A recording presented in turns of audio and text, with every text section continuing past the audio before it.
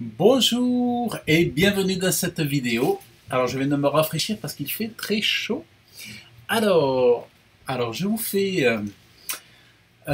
voulais vous partager ce moment pour vous parler de l'importance en tant que webmaster, si vous souhaitez être webmaster ou si vous l'êtes et que vous commencez à gérer des sites, notamment avec le CMS WordPress. Bien, je voulais vous parler vraiment, vous faire comprendre, vous faire réaliser toute l'importance de faire les mises à jour régulières, récurrentes et autant que possible assez souvent de tous les plugins, de toutes les extensions du thème de WordPress, de la version de WordPress dans votre site internet WordPress. Parce que, figurez-vous, moi, généralement, je suis régulier, je fais mes sauvegardes pour mes clients, tout ça, ça se passe bien et tout.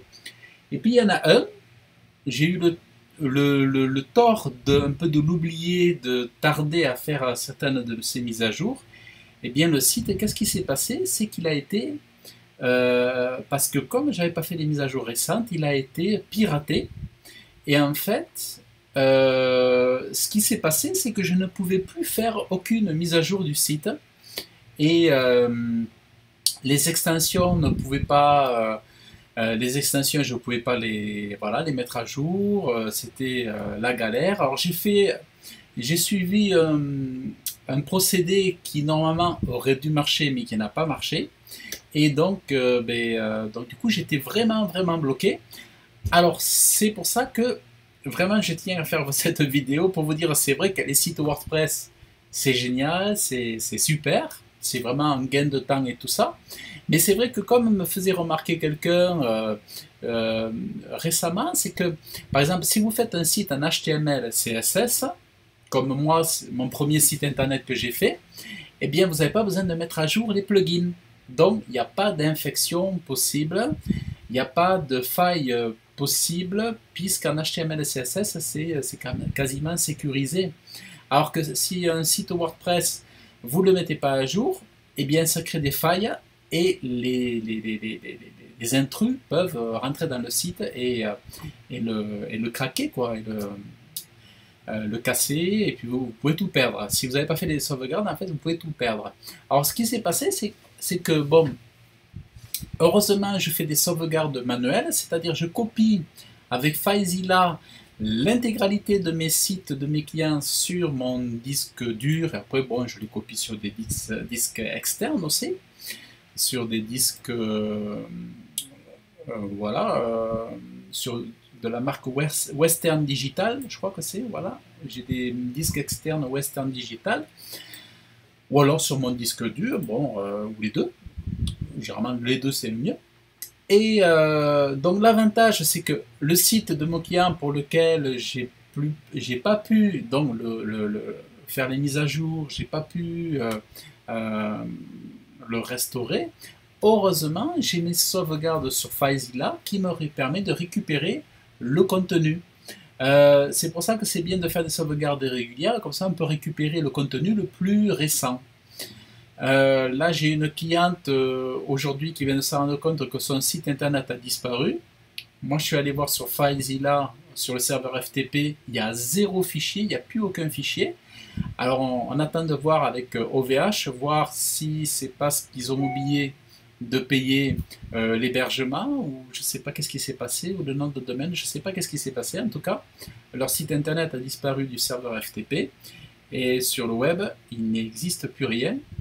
Euh, donc voilà, c'est un peu la galère. Donc, euh, l'idéal, c'est évidemment les sites en HTML, puisque comme je vous disais, vous n'avez pas besoin de faire des mises à jour. Mais par contre, si vous faites de nombreux sites en WordPress, eh bien, pensez à faire des mises à jour. Il y a une nouveauté sur WordPress qui vient de paraître, c'est que vous allez pouvoir programmer les mises à jour automatiques de certains des plugins. Alors, comme disait webmaster, comme disait un des formateurs que je suis par ailleurs sur le web, il disait que ça va être intéressant pour des sites simples de régler, de faire des réglages pour que vos plugins se mettent à jour automatiquement. Mais sur des sites complexes, il vaut mieux éviter parce que il y a certains plugins, si vous les mettez à jour automatiquement, risquent de vous casser le site internet. Le mieux, c'est de les faire. Moi, c'est ce que je disais au tout début, c'est c'est ce que je dis dans mes formations, c'est de faire les mises à jour de plugins l'un après l'autre. Au moins, c'est plus prudent que de tout faire en bloc. Mais effectivement, il y a des sites très très simples où il y a très peu de plugins. Par exemple, vous allez pouvoir faire des mises à jour automatiques. Voilà, ça pourra être envisagé. Donc voilà ce que je voulais vous dire pour vous qui êtes webmaster ou qui souhaitez être webmaster à un site WordPress. Eh bien vraiment, soyez prudents et marquez-vous dans votre planning à faire les mises à jour des sites WordPress de vos clients ou de vos propres projets. Pensez-y, c'est vraiment hyper important parce que les pirates n'attendent pas, les hackers n'attendent pas ou je sais pas, tous les virus sur le web n'attendent pas. Voilà, donc c'est ce que je voulais vous partager dans cette vidéo. Et c'est vrai que voilà, faire les mises à jour, ça peut, quand il y a des bugs, ça peut prendre du temps. Donc parfois, ça justifie aussi le fait de proposer à ses clients des frais de maintenance suffisamment conséquents pour pouvoir couvrir tous les aléas, tout le temps que vous allez passer à réparer leur site internet.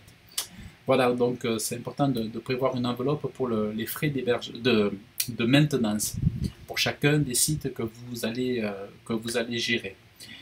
Voilà, donc écoutez, j'espère que cette vidéo vous a plu. Vous pouvez vous abonner, vous pouvez liker, vous pouvez laisser vos commentaires. Vous avez des petites surprises dans la description de la vidéo. Vous avez une formation WordPress notamment, où je vous montre